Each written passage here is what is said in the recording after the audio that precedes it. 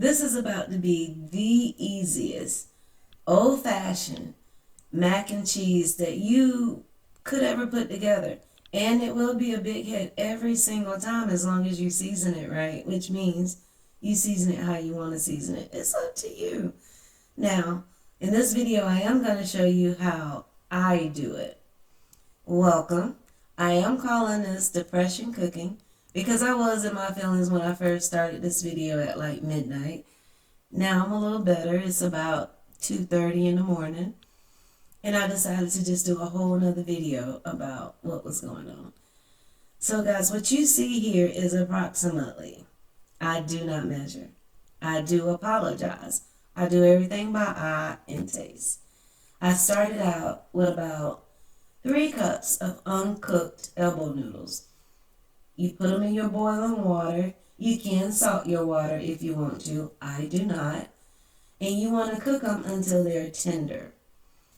Not mushy, not soft, because once you put it in the oven and it starts to cook, it'll get too mushy. And you don't want mac and cheese dip. Or maybe you do. But I didn't. And you don't want it al dente, because then your noodles might not get all the way done before your milk dry out. So you want them just tender. I have approximately 2 cups of whole milk. And I do go in later and add more milk. So it turns out to be approximately 2.5 cups of milk. I have 2 eggs. And I have some nature seasons. And I have black pepper.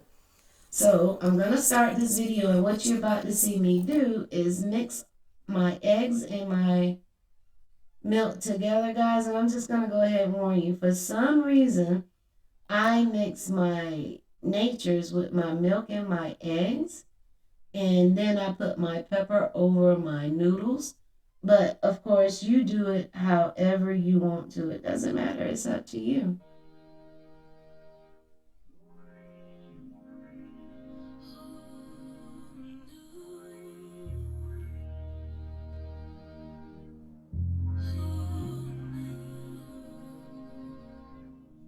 I confess I was stressed. Didn't know how to handle pain, almost much left. Had to lay it at your feet, and that was the best.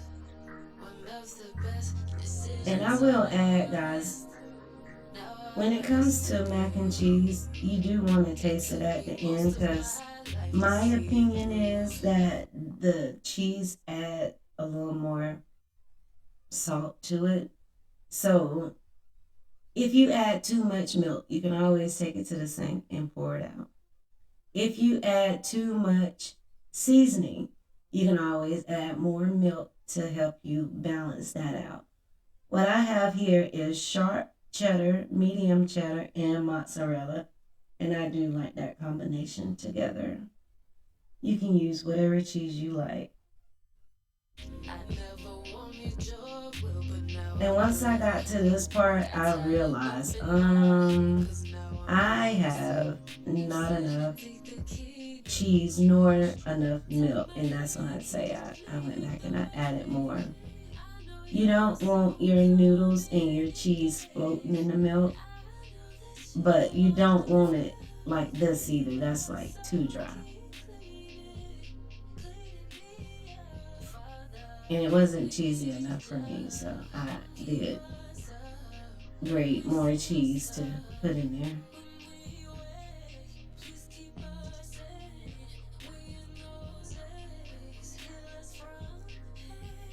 But it is very quick and easy, and it is delicious. And if you want it cheesier, add more cheese to it.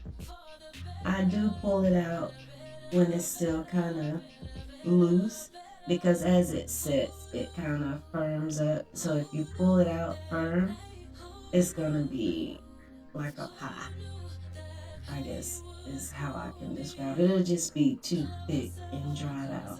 So I pull it out when it's just a little loose.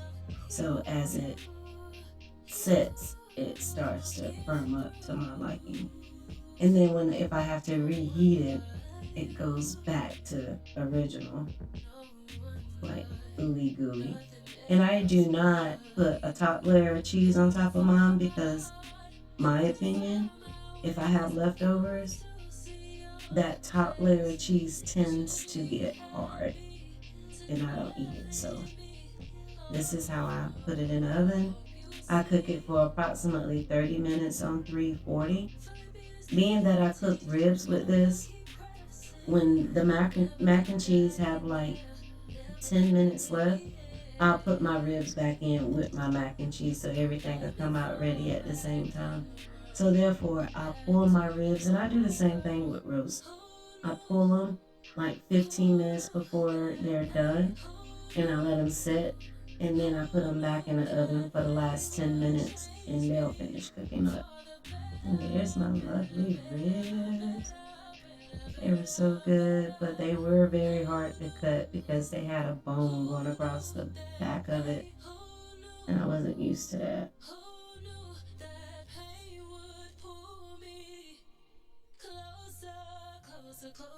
And dinner is served.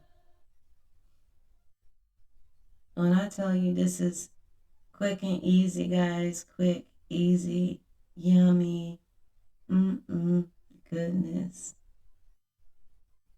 So that's it, guys. Dinner is served.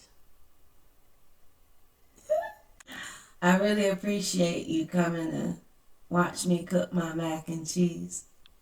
Remember, you season it the way you want to season it. At the end, though, I do stick my finger in it and I taste it before I stick it in the oven. Because how your milk tastes, you don't have to chew on a noodle. They're not seasoned yet anyway. So I'll stick my finger in on the side and I'll taste the milk. How the milk tastes is how your mac and cheese is going to taste.